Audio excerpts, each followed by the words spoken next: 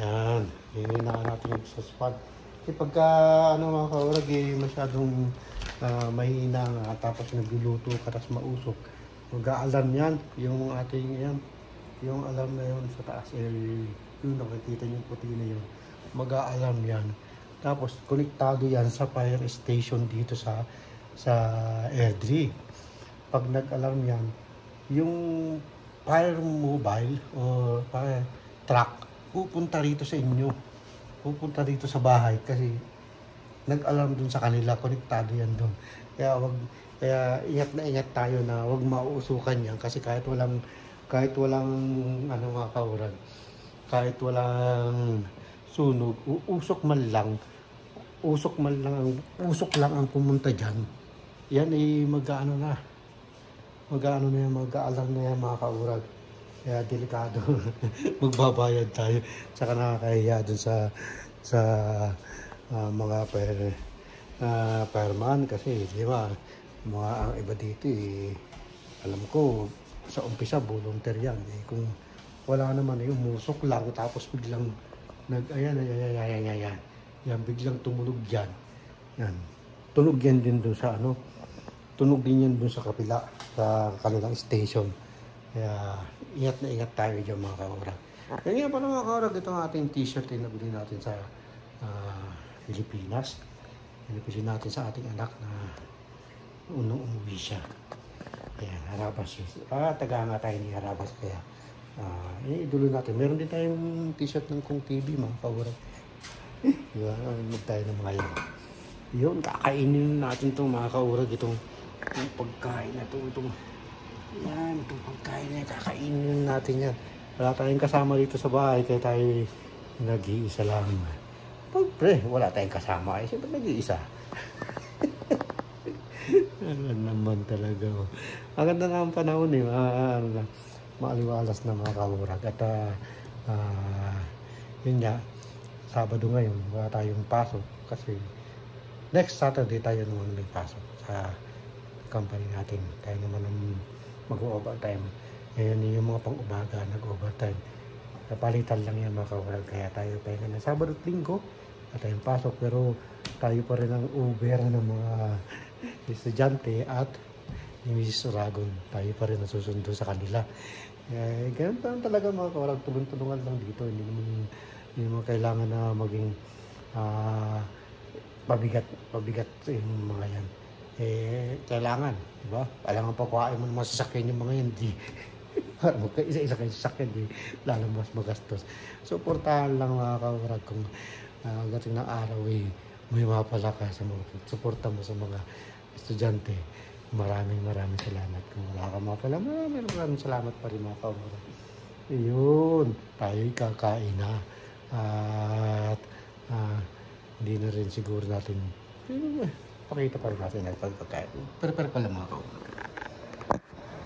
Yan pa lang ang kusina mga kaurag. Medyo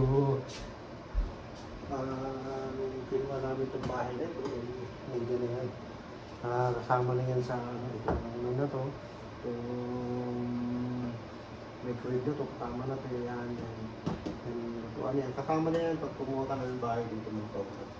Mga appliances dito kasama. Pakain manok. With sili.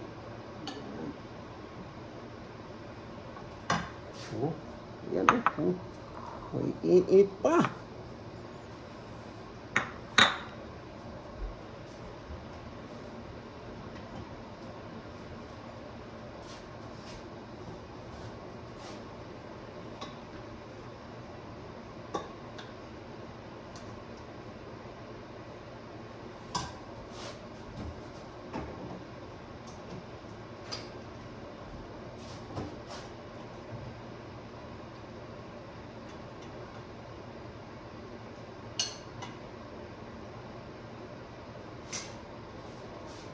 At sopas mga kaurag. Yan.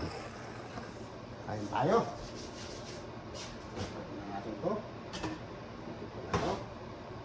Ito yung isang malaking pasok nito.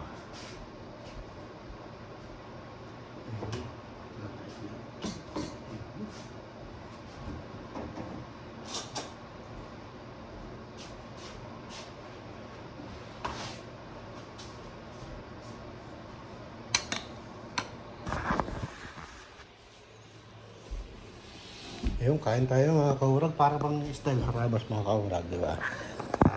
Nakain. Kasi kasalo ang viewers. Di ba? Minsan lang tayo makapag-upload ng ganito mga kaurag. Solo-solo na natin. Ayaw naman natin gumala na dyan sa labas. At gagala tayo. Medyo may magandang panahon. May init pa mga kaurag. Pero kakain muna tayo. Kanina pa tayo hindi kumain.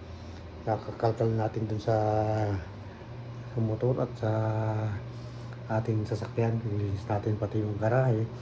Kaya tayo medyo hindi kain ng kanina. Kumain tayo kanina, ito rin kinain natin.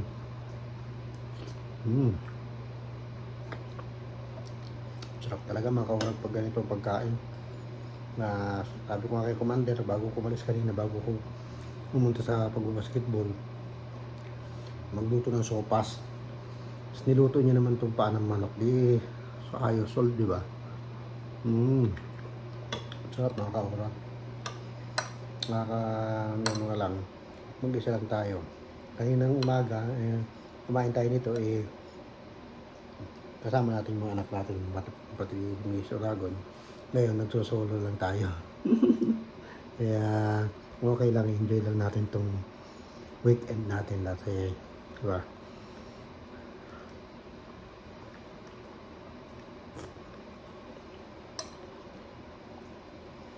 Yan, sarap.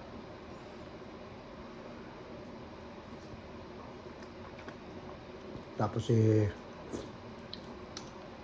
mamaya mag-walking tayo mga kaurag. Pagka mamaya lang. Hindi pag tayo tinamad na, kahit na lang tayo sa loob ng bahay, manood na lang tayo ng TV, Netflix. Tamad na. Kapag lakad-lakad na kasi tayo kanina mga kaurag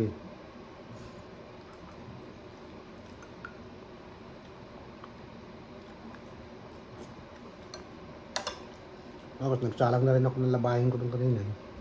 Kasi Mrs. Oragon mga kaurag may pasok siya ng ng linggo. Kaya ang ginawa ko, ako lang nagsalang ng labahin. Yung pantrabaho ko, sinalang ko na sa washing machine.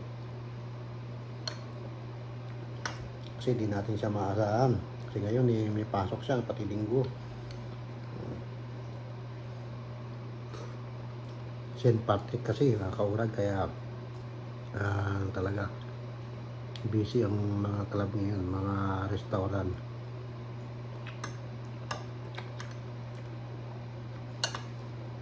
Kanina naman pagdaan natin sa may Cross Iron, sa may mall, talagang daming sasakyan, siguradong daming tao doon mga kaurag. Kaya hindi na tayo nagbalak pag-ikot-ikot doon. Wala naman tayong balak bilhin, baka makabili lang tayo na hindi natin balak. Diba? Kailangan natin isip bawat galaw natin, bawat gusto natin gawin.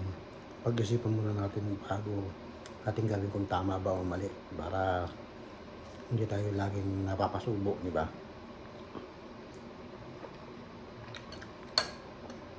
Ngayon mga kaurag, talaga ng sarap ng kinakain ko.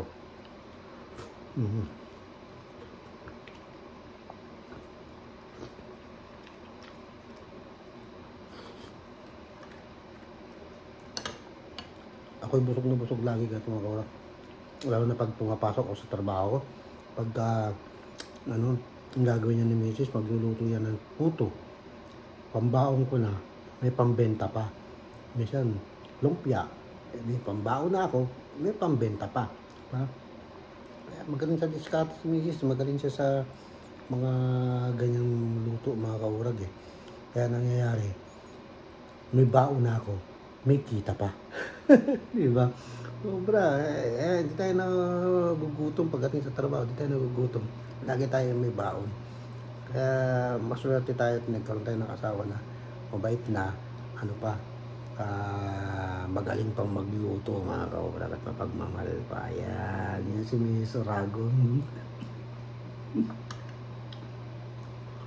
Bino mga kaurag, binubula natin yan. Pag napanood niya itong video, Okay, mga kaurag, ay ako'y mamaya-maya ulit. Kakain muna tayo.